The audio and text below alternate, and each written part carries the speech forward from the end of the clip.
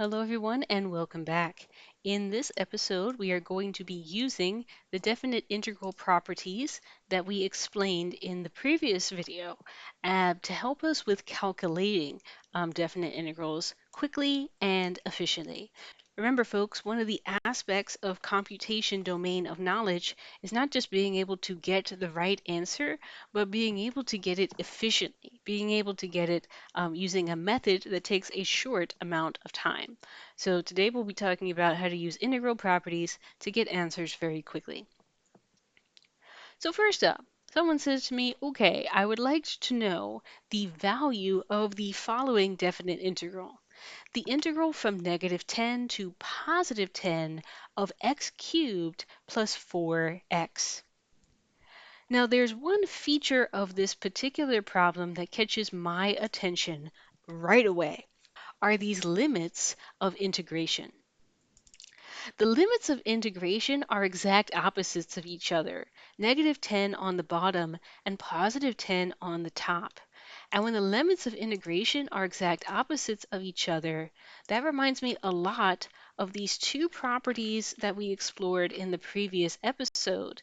These two properties that are concerned with even functions and odd functions. Both of these properties had limits of integration that were exact opposites of each other, -a and +a. In those properties, we saw that, for example, if your function was odd and you integrated an odd function over limits like that, the result was going to be 0. If you integrated an even function over limits like that, then the result was going to be double of what you got from integrating from 0 to a. Now, remembering those properties, let's go back to our problem. Integrating from -10 to +10, this expression x cubed plus 4x. Do you think this function here that we are integrating, this function x cubed plus 4x, is even or odd? Well, we observed in the review bite that generally speaking, if you have a polynomial where all of the terms have x's with odd powers, x to the power 3 and x to the power 1, then this kind of function was an odd function. And because I am integrating an odd function and my limits of integration are opposites, then I can say right away by that odd function property that this definite integral is 0. So I have calculated this value, I have integrated this function in about 2 seconds flat by recognizing that the limits were opposites and recognizing that the function was odd. Answer is 0 right away. Now, similar example, here we have -10 and +10. So once again, our limits are opposites. Very, very interesting. But our integrand, the function that we are integrating, has changed.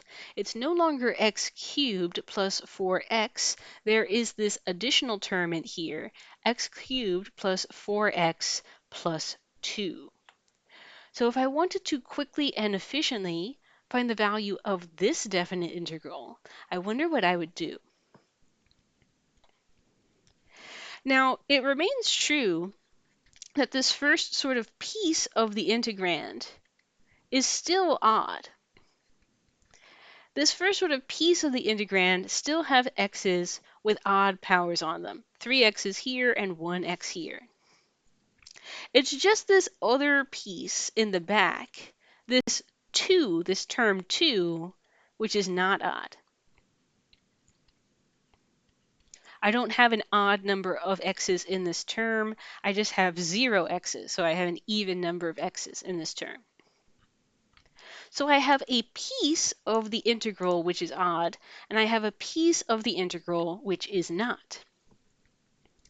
But I remember from the properties that we derived last time that if you have two functions added together in the integrand, a function that you call f of x and a function called g of x, if they're added together, then you can integrate each piece of that sum separately and then just add the results together. In this context, what does this mean? This means that if I want to integrate this entire sum, x cubed plus 4x, and also 2, it would be possible for me to integrate the first portion and the second portion separately. I can integrate x cubed plus 4x, and I can separately integrate 2, and adding those two results together would be the same as if I integrated the entire function all at once. Now, why do you think I separated out x cubed plus 4x from this other term 2 here?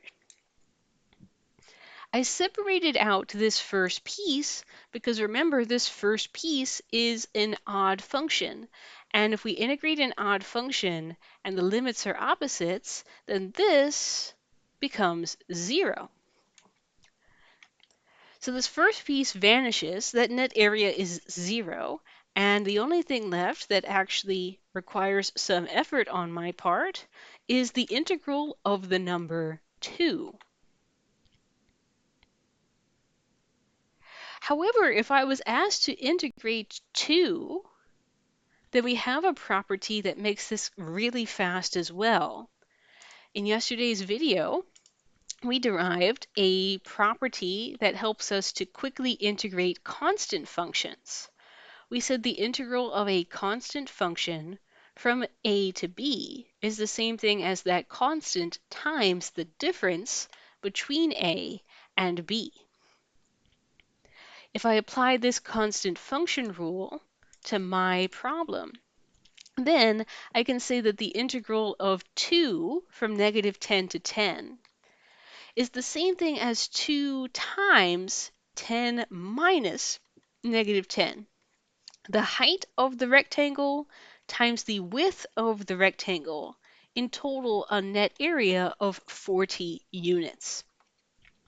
So 40 is the value of this definite integral. And because of this argument, it's the same as the value of the original definite integral that we were asked to find. So we got that really quickly, didn't have to know any kind of special tricks, didn't even have to go to Desmos, integrate this function, the odd terms become 0, and then the integral of the constant is just constant times the distance between the limits. Let me give you another example of using the properties to help me to calculate the value of a definite integral. In this case, I am asked to integrate from negative 4 to 3 this piecewise function. This piecewise function is equal to negative 5 if you're dealing with t values between -4 and -1. This piecewise function is the same thing as t cubed if you're dealing with t's between -1 and 1. And this piecewise function is the same thing as 2 if you're dealing with t values between 1 and 3. So the question is, how would I calculate the value of an integral of a piecewise function like this one?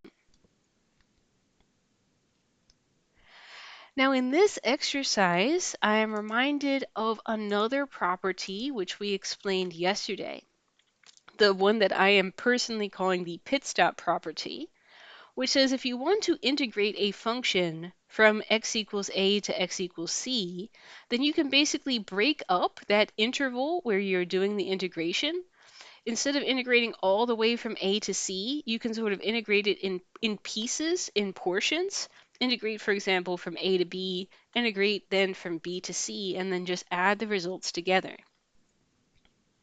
I'm going to use this same property to help me to split this big integral all the way from -4 to 3 into pieces. I'm going to integrate the first piece from -4 to -1. Then I'm going to integrate the function from -1 to +1. And then finally, I'm going to integrate from 1 onto the upper limit of integration 3. I'm going to split this interval into 3 pieces, as I've done here. Now let me ask you a question. Why do you think I split this integral into these three pieces? A piece from -4 to -1, a piece where t was between -1 and +1, and another piece where t is between 1 and 3. Why do you think I did that? I did that because f of t is a piecewise function, and these intervals correspond to the various pieces of the piecewise function. I did this because if you're dealing with t's that are between -4 and -1, then I know that f of t is exactly the same thing on that region as the function, the constant function, -5. I split it in this way because I know that if you're dealing with t's between -1 and +1, then on that interval, your piecewise function is exactly the same thing as t cubed. I split it because I know that if I'm dealing with t's between 1 and 3, on the piece of the function between 1 and 3, my function is exactly the same thing as the constant function 2.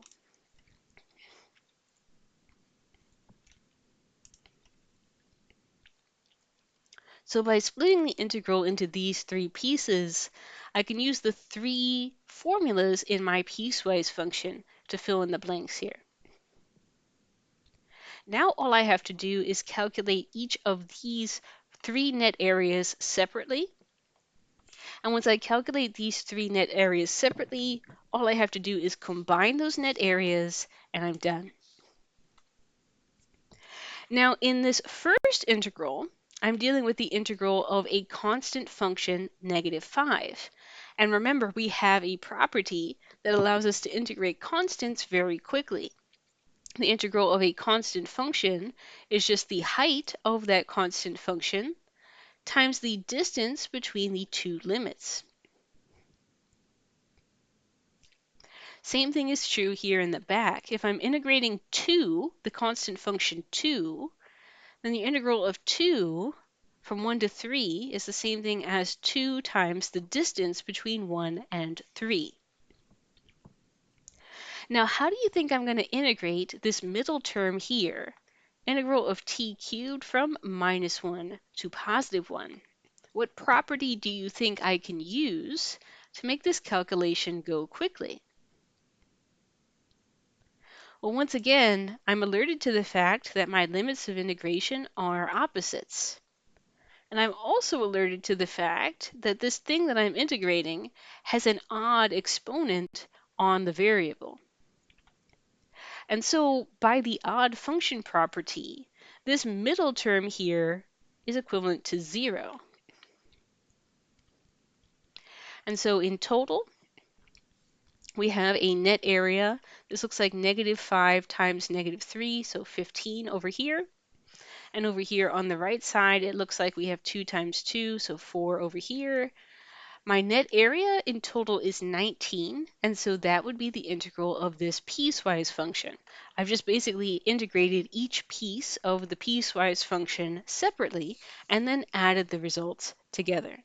Hold on, folks, I just noticed a typo in this work, and I want to correct this typo with you because I think the way that I noticed my mistake is going to be valuable for you to hear because it may also help you to be able to notice your mistakes.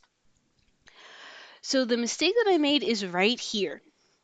When I was setting up the formula to calculate the net area of this little piece on the left-hand side. What happened was I got the limits of integration in the wrong order. And so this should be not -4 first and then -1. This should be -1 first and then -4. So with that correction, what's in the parentheses is now +3. +3 times -5 is -15. And -15 plus 4 would be -11. So this would have a negative net area of -11. Now, to show you why I was able to catch that there was a mistake here, let's go to the graph and have a look at this function, and let's think about what the net area should be, what kind of value it should have by eyeballing the graph. So here is the graph of our piecewise function in this problem. The first piece has this constant function horizontal line down here at -5. Then the function jumps up and becomes this cubit function between -1 and +1. And then the function jumps up here and has this positive constant horizontal line here at 2. Now, if I was thinking about this as a net area calculation, then I would have sort of a couple of different regions on this picture contributing to the total net area. Region number 1 contributing to the total net area is going to be this region here between the constant horizontal line and the x-axis, or in our case, the t-axis. Region number 2 is going to be this region here between the t cubed and the t-axis. And region number 3 is going to be this region here between the 2 and the t-axis. So what we see graphically is what we have done in this step. Going ahead, finding the net area of the first piece of the function from -4 to -1, and then separately combining that with the net area in the middle piece of the function from -1 to +1, and then combining that with the net area on the third piece from 1 to 3. And we can see graphically, yes, the net area of this third piece in the back, the net area of this third piece in the back should be +2, because this piece in the back is the shape of a rectangle with a height of 2 units and a width of 2 units. We see that the net area in the middle, indeed it makes sense for that net area in the middle to be 0. Why? Because in the middle of the picture, the positive net area and the negative net area are canceling each other out. So this piece and this piece cancel. So that is the graphical sort of confirmation that this 0 that we had in the middle makes sense and is correct. But this first piece, the integral of -5, would correspond to the net area of this region here, this block on the far left side. This rectangular shaped block, and the area of that rectangle would be the height of the rectangle, 5 units, times the width of the rectangle, 3 units. However, because this region is underneath the t-axis, because this region has a boundary down here at -5, this area would be assigned a minus sign. So this would have a net area of -15. And that's what I noticed, and that's what helps me to catch my error right here. It doesn't make sense to integrate a negative function, which is below the x-axis, and to get a positive value. If you integrate a negative function, you're going to get a negative value, because the integral of a negative function corresponds to a negative net area, an area below the x-axis. So just wanted to alert you to that. I did have a typo here, but I caught it. I caught it by thinking about the graph. I caught it by thinking about net area. And I caught it by thinking about, oh, this function's below the t-axis, so it should be giving me a negative net area. Final example of using properties of definite integrals to help you to calculate definite integrals quickly. One more example, let's go ahead and calculate the integral from -5 to +5 of the absolute value of x. Now, once again, I see opposite limits and my alarms start to go off. I have two limits which are opposites of each other, one of them being +5 and the other one being -5. So now I'm going to look at the function that I am integrating to see if it has any evenness or oddness inside of it. Now, the absolute value function does satisfy the property that if you take all the x's and make them negative, then the absolute value of negative x is going to be the exact same thing as the absolute value of positive x. Both of them are going to return whatever the positive version of this number here is in the middle. For example, if I took the absolute value of negative 4, then that's the same thing as the absolute value of positive 4. Both of those are going to be 4. If I took the absolute value of negative 3, then that's going to be the same thing as the absolute value of negative 3. They're both going to be 3. So absolute value is an example of an even function.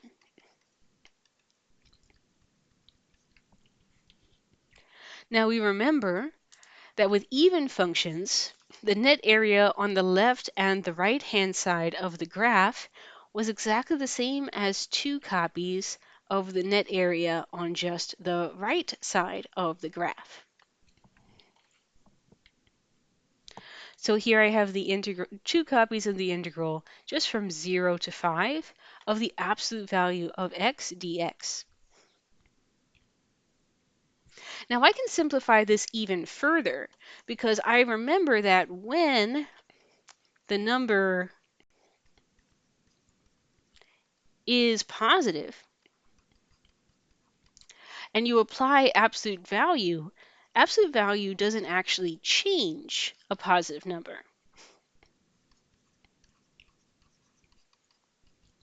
So in this case, if I'm dealing only with x's between now 0 and 5, then all of these x's are going to be positive, and absolute value is not going to do anything to these positive x's. So this is going to be the same as if I just did not absolute value of x, but just x itself. Because when x is positive, when x is between 0 and 5, absolute value is not doing anything. So you don't really need the absolute values in there at all for x's in this region. Now, finally, I think I have exhausted all the properties that I can use to simplify this calculation. And since I have exhausted all the properties I can use, I'm now going to start thinking about other ways to finish this calculation. For example, what if I graphed the function x and used the graph to see if I could find the net area from that picture? So here is the graph of the function x as x ranges from 0 to 5.